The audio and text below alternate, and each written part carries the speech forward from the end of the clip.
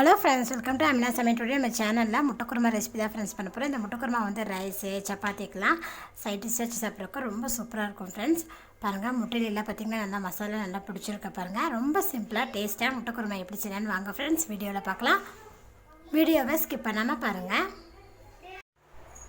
முட்டைக்குருமா பண்ணுறதுக்கு 7 முட்டை வேக வச்சு எடுத்து வச்சுருக்கேன். முட்டையில் ஃபஸ்ட்டு நம்ம கீரல் போட்டுக்கலாம். இந்த மாதிரி கீரல் போடும்போது மசாலாலாம் நல்லா உள்ளே போயிடுங்க. அப்போ சாப்பிட்றதுக்கு ரொம்ப நல்லாயிருக்கும்.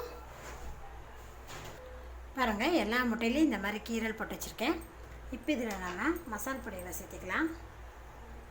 1/2 டீஸ்பூன் மல்லிப்பொடி, 1/2 டீஸ்பூன் மிளகாத்தூள், கொஞ்சமாக மஞ்சத்தூள், 1/4 டீஸ்பூன் போல் உப்பு, கரம் மசாலா பொடி 1/4 டீஸ்பூன். இப்போ இதெல்லாத்தையும் சேர்த்து நல்லா முட்டையில் மிக்ஸ் ஆகிற மாதிரி நல்லா மிக்ஸ் பண்ணி விட்டுக்கோங்க. பாருங்கள், முட்டையெல்லாம் மசாலா பொடியெல்லாம் நல்லா மிக்ஸ் ஆகிற மாதிரி நான் நல்லா மிக்ஸ் பண்ணிட்டேன். கடாயில் 4 டீஸ்பூன் எண்ணெய் விட்டுக்கோங்க. எண்ணெய் சூடாகட்டும். எண்ணெய் சூடாகுமே இதில் 2 பட்டை, 2 கிராம்பு, 2 ஏலக்காய் சேர்த்துக்கலாம். பட்டை, கிராம்பு, ஏலக்காய் பொரியும் போதே 1/2 டீஸ்பூன் ஜீரகம் சேர்த்துக்கோங்க.